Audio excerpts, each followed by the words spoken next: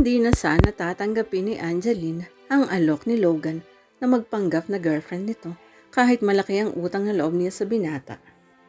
Dahil sa kadahilanang may boyfriend na siya.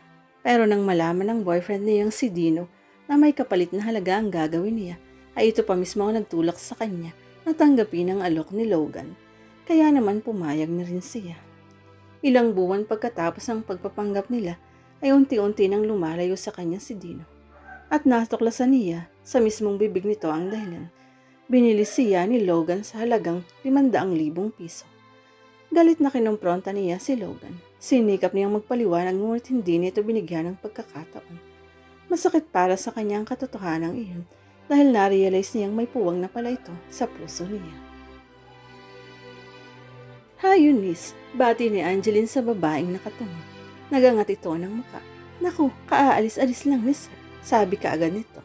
Alam na alam nito kung sino ang pakay niya. "Gayun ba?" Dismayadong sabi niya. Napaupo siya sa visitor's chairs na nasa harap ng office desk nito kahit hindi siya inalok nito na umupo roon. Iyon ang pangatlong araw na nagpunta siya roon. Hindi pa rin nakakausap ang CEO at chairman ng kumpanyang iyon, si Logan Maravilla. Naaawang napatingin si Eunice sa kanya. May pupuntahan kasi siyang meeting ngayon. Nagmamadali nga eh. Paliwanag nito. Nakatingin lang siya rito. Hindi siya makasagot. Pakiramdam niya ay maiiyak na siya ng tuluyan kapag sumagot pa siya. Kailangan niyang makausap si Logan Maravilla. Pero hindi niya mabutan ito dahil palaging wala o kaya ay sobrang busy ito.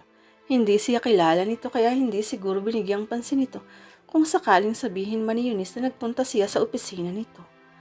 Nahihiya na siya kay Eunice dahil alam niyang naiistorbo na ito sa pagtawag-tawag niya upang alamin kung nasa opisina si Logan.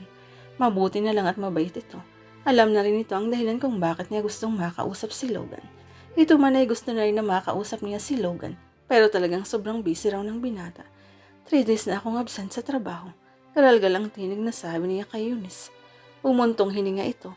Saglit na nag-isip ito. Maya-maya ay nagdial ito sa telepono.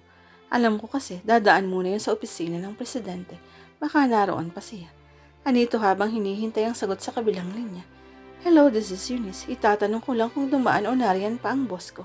Swerte mo at nasa office pa ang presidente si sir," sabi nito nang ibaba ang telepono. Saglit na nag-isip ito. Ganito na lang. Sa basement parking mo na lang siya hintayin. Doon siguro ay pwede mo nang sabihin ang gusto mo, pero gawin mong mabilisan lang ha. May meeting pang pupuntahan si boss. Nakakita siya ng konting pag-asa, sinabi nito. "Pasasamahan kita sa messenger namin para maituro niya sa iyo ang kotse ni sir. Pero kailangang bilisan niyo kasi baka hindi mo na naman maabutan si sir." Walang sabi-sabing niyakap niya ito ng mahigpit. "Thank you talaga. Hindi ko makakalimutan ang ginawa mo." Tuwang-tuwang sabi niya. Bumito ito sa pagkakayakap niya. "Saka mo na ako pasalamatan kapag nagkausap na kayo ni sir." Lakad na. Nakangiting tumango siya rito. Laking pasasalamat ni Angeline ng pagdating nila ng messenger sa parking area ay naroon pa ang sasakyan ni Logan. His car was a BMW. Naisip niyang bagong modelo yun dahil pwede nang manalamin doon sa kinis at kontab niyon. Ilang minuto nang nakalis ang messenger nang makita niyang parating si Logan. Biglang kumabog ang dibdib niya. Iyon ang unang pagkakataong nakita niya ito sa personal. Sa pahina lang ng isang broadsheet niya nakita ito. He was tall, more than 6 feet tall. She guessed. She did not find him handsome, pero may dating ito. He wore a 3-piece suit. Nadala nito ng magandang suit at sigurado siyang papasang modelo ito. Ilang beses siyang huminga ng malalim upang kalmahin ang sarili. Nakita niyang pagkunot ng noo nito nang mapansin nitong nakatayo siya sa tabi ng kotse nito. "Good morning, sir." Lakas loob na bati niya rito kahit halos mabingin na siya sa lakas ng kabog ng kanyang dibdib. Lalong lumalim ang pagkakakunot ng noo nito.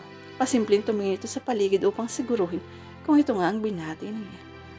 "I'm Angeline San Jose." Pakilala niya sa sarili. "Ngayon lang tayo nagkita." Nininarbis na sabi niya. Tumingin lang ito sa kanya at pagkatapos ay sa wristwatch nito.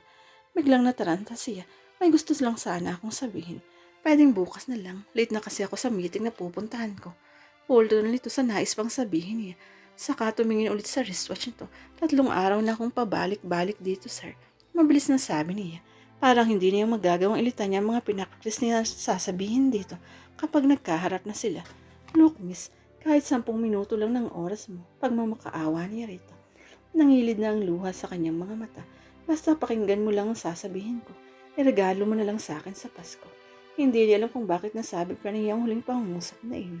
She just couldn't think straight. Natataranta siya dahil baka makawala pa ang oportunidad na masabi ni Rito ang gusto niyang sabihin.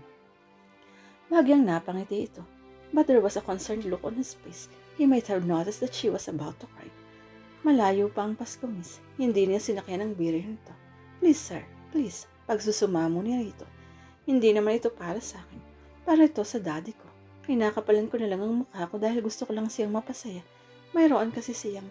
Hindi na niya nagawang ituloy ang sasabihin dahil nakita niyang nakatitig ito sa kanya. Inalis lang nito ang tingin sa kanya nang sumulap ito sa suot na wristwatch. Umuntong hininga ito. Bumalik ka na lang bukas sa opisina ko. Kailangan ko na kasing umalis. Nakaramdam niya ay parang bumagsak ang langit sa kanya. Ilang beses na akong pabalik-balik sa opisina mo, pero hindi pa rin kita nakakausap. Ngayon lang, hindi pa dahil hindi ko pa naman nasasabi ang gusto kong sabihin. Aniya at nagilid ang luha sa kanyang mga mata. Hindi niya napigilan iyon dahil marahil sa tension at anxiety at sobrang pag-aalala niya. Para lang ito sa daddy ko. May sakit siya at gusto ko lang mapasaya siya sa birthday niya. Alam mo naman siguro ang nararamdaman ko dahil anak ka rin. I'm sure minsan sa buhay mo ay binigyan mo rin ng parents mo ng chance na maging masaya kahit alam mong mahihirapan kang gawin niyon. Sunod-sunod na sabi ni habang kumukumpas ang kamay. Kaya nga sinabi kong bukas ka na lang bumalik para mapag-usapan natin ang gusto mong sabihin sa akin. Sabi nito na hindi naman kinakitaan ang iterasyon bagkus ay nakangiti pa ito. Hindi agad nakapagsalita si Angeline. Tama ba ang narinig niya na sa susunod na araw ay bibigyan na siya nito ng oras at pagkakataon na masabi ang gusto niyang sabihin? Totoo, hindi pa rin makapaniwalang tanong niya rito. Tumango ito. Promise, parang batang paniniyak niya saka itinaas ang kanang kamay. Nangingiting napailing ito. Promise, sabi nito at tinaas din ang kanang kamay. Nakahinga siya ng maluwag. Sa sobrang katuwaan niya, hindi niya napigilan ang sariling yakapin niya. Thank you very, very much. Kasabay ng pagtulo sa kanyang mga luha. Nang magsingit sa kanyang isip ang kanyang ginawa, ay bumitaw kaagad siya. Yumuko siya para pahirin ang kanyang mga luha. Pagamat niya ng ulo ay nakita niya ang amusement sa mga mata nito. Pasensya ka na, sir. Hinging paumanhin niya rito. Nabigla lang ako kasi masayang masaya talaga ako. It's alright. Bukas na lang po ako babalik. Anong oras po kaya kayo free? Anytime. Nasa office lang ako maghapon bukas. Thank you. Sincerong sabi niya. Tumango ito. Can I go now? Nagulat siya. Man lang niya naalala na gusto nang umalis nito. Umiti siya at umurong ng konti para mabuksan na. Nilogan ng pinto ng kotse na nahaharangan pala niya. Pasensya na sa abala, sir. Hinging paumanhin uli niya. Ngiti lang ang isinagot nito. Sumakay ito sa sasakyan at ibinaba ang bintana ng kotse nito. Ingat po kayo, sir. Sabi niya sa kumaway rito. Tumango ito. See you tomorrow. Sabi nito sa binuhay ang makina ng sasakyan. Kumamay uli siya at hinatid ito ng tingin. Kinabukasan wala pang alas 8 ng umaga ay nasa labas na ng building si Angeline. Hindi pa siya pinapapasok ng guard dahil maaga pa sa official time ng mga empleyado ron. Nakita lang siya ni Eunice kaya isinabay na rin siya nito sa pagpasok. Ang aga mo, natatawang sabi nito sa kanya habang naghihintay sila sa elevator. Natawa rin siya. Buti na rin para pagdating niya ay nariyan ako. Baka mamaya maging busy na naman siya. Buti na abutan mo pa kahapon. Oo nga at mabutit pinagbigyan akong makausap siya ngayon. Mabait naman pala siya. Mabait talaga ang boss ko, no? Tugon nito. Sana nga pagbigyan niya ako sa hilingin ko sa kanya. Aniya na parang masasarili ang sinabi niya. Pagbibigyan ka nun. Ang bait kaya ng boss kong yun. Matamang tinitigan niya si Eunice. Thank you ha. Tatanawin kong malaking utang ng loob ang mga tulong mo. Ang bait-bait mo sa akin. Mabait ka kasi nga anak. Nakikita ko ang sarili ko sa'yo. Pareho tayong mabait na anak. Sinundan ito ng tawang sinabi. Halos 1 oras at kalahati rin ang hinintay niya bago dumating si Logan. Kumakalam na ang sikmura niya dahil nagugutom na siya. Hindi kasi siya nag-almusal dahil sa pagmamadaling makapunta sa opisina ni Logan. Good morning, sir. Nakangiting bati niya sa binata nang dumating ito. Good morning. Ganting bati nito saka pumasok sa private office nito. Pagkalipas ng ilang minuto ay si Eunice naman ang pumasok doon. Naiwan siya sa labas. What time did she arrive? Tanong ni Logan sa sekretarya niyang si Eunice. Ang aga, bulalas nito. Naabutan ko nga na nasa labas ng building naghihintay dahil hindi pa siya pinapapasok ng guard. Mag-aalas 8 ako dumating Isinabay ko na siya paakyat. Tinanong mo ba siya kung nag-breakfast na siya? Concerned na tanong niya rito. Sabi niya oo raw, pero pinabigyan ko pa rin ng coffee kay Mario. Ikaw ba ang nagturo kung saan niya ako pwedeng maabutan? Alanganing tumango siya, pero hindi naman ito kinakitaan ng takot dahil alam nitong hindi siya galit. Why did you do that? Alam mong mayroon akong hinahabol na meeting, di ba? Naaawa na kasi ako, sir eh. Sagot nito. Ilang beses na siyang pabalik-balik at naghihintay sa inyo. Noong unang beses siyang nagpunta, nasa board meeting kayo. Ikalawang beses narito lang kayo pero hindi niyo siya in-entertain dahil sobrang busy kayo at may luncheon meeting kayo ni Mr. Elizalde. Halos 4 na oras siyang naghintay sa inyo. Kahapon yung ikatatlong pagkakataon. Paliwanag nito. Why didn't you tell me? Tanong niya. Sinabi ko sa inyo, sir. Tuwing sasabihin ko tumatango lang kayo and then you'll forget everything about her. Hindi siya nakakibo. Busy nga siguro siya masyado dahil hindi niya matandaan kung may sinabi si Eunice pagdating ng babae sa kanyang opisina. Naawa lang kasi ako sa kanya, sir. Kahapon nang sabihin kong hindi kanya naabutan, nanlumo at parang gustong umiyak. Hindi naman kasi para sa kanya ang ginagawa niya, kundi para sa daddy niya. Kumunot ang noon niya. Eunice had been his secretary for the past 12 years. May pagkamataray ito lalo na sa mga taong ayaw nito. Hindi basta-basta nakukuha ng ibang tao ang loob mo, pero sa kanya nagawa mo ipagkanulong sarili mong boss. Aniya na may kalakip na biro sa kanyang tono. Napangiti ito. Ewan ko ba, magaan kasi ang loob ko sa kanya. Mukha namang mabait eh. How did you know that? Paano kung nagsisinungaling pala siya at may assassination plot siya para sa akin? Pagbibiro uli niya rito.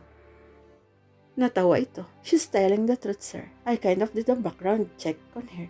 Nagtugma ang lahat ng sinabi niya sa akin at sinasabi ng kaopisina niya ng tawagan ko. So I realized na ito ang lahat ng sinasabi niya. What does she want from me? Pilit kong iniisip kung nagkita o nagkakilala na kami pero wala akong matandaan. Hindi mo raw talaga siya kilala, sir. At saka mabuti pang siya na lang magsabi sa inyo ng pakay niya. Sabi nito. Umuntong hininga siya sa katumango. Okay, let her in. Nakangiting tumango si Eunice. And Eunice, tawag niya rito. Lumingon ito. Order breakfast for her. Mukhang hindi pa siya nag-aalmusal. Right away, sir. Ilang beses na huminga ng malalim si Angeline bago pumasok sa executive office ni Logan Maravilla. Sari-sari ang nararamdaman niya ng mga sandaling iyon. Natutuwa siya dahil sa wakas ay makakausap na rin niya ang taong pwedeng makapagpasaya sa kanyang ama. Kinakabahan din siya dahil hindi niya alam kung pagbibigyan siya nito o hindi. Pero ang sabi niya ay mabait ang boss nito at pagbibigyan siya ng binata dahil kung tutuusin ay simple lang ang kahilingan niya. Kumatok muna siya ng mahina bago binuksan ang pinto. Good morning, sir. Nakangiting bati niya rito kahit walang halos lumabas na boses dahil sa kaba. Isang matipid na ngiti ang ginanti ni Logan sa kanya. Good morning. Bati rin ito sa kanya. Have a seat. Iminuwestro nito ang visitor's chair sa harap at ng executive desk nito. Umupo siya roon. Hindi nilam kung paano siya mag-uumpisa. Ilang gabi niyang pinraktis ang sasabihin, pero ng mga sandaling iyon ay parang nakalimutan niya ang lahat. Sumulyap siya kay Logan. Nakatingin lang ito sa kanya at parang naghihintay na mag-umpisa siyang magsalita. I'm Angeline San Jose. Mabilis na dugtong nito. Tumango siya. Natatandaan pala nito ang pangalan niya. Inilahan niya ang kanyang kanang kamay. What can I do for you, Angeline? Can I call you Angeline? Anito pagkatapos tanggapin ang pakikipagkamay niya. Tumango siya pagkatapos ay tumikhim siya at sinuklay-suklay ang hanggang balikat na buhok niya. Ganon siya kapag kinakapagahan ng sobra. Hindi ko alam kung saan at paano ako magsisimula sa mga gusto kong sabihin, sir. Pag-amin niya rito, makakalimsimainis na ito sa kanya dahil halos 10 minuto na yata ang nakalipas mula nang umupo siya hindi pa rin nauumpisahan ang nais niyang sabihin. Napangiti ito. Saan at paano ba nagsimula ang kwento ng kasama ko? You can start from there. Nangingiting suggestion nito. Pinilit niyang ngumiti pero ang totoo ay nalulungkot siya dahil kukwento na naman niya sa ibang taong tungkol sa kanyang ama. My father's sick. Napalunok siya. Na-stroke siya 3 months ago.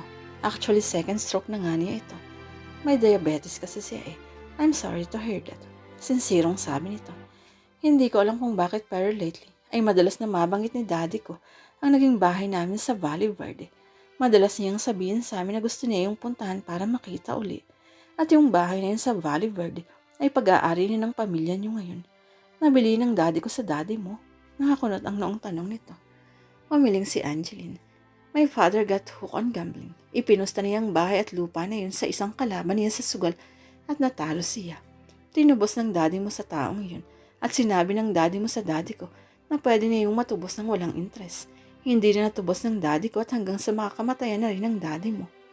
Sa casino nagkakilala ang daddy ko at ang daddy mo. My father never went to a casino to gamble. Nakakunot ang noong sabi nito. Umiling siya. Kakilala ng daddy mo ang kapustahan ng daddy sa sugal. Nagkakilala sila dahil sa taong yun. Business associate naman ni daddy ang taong yun.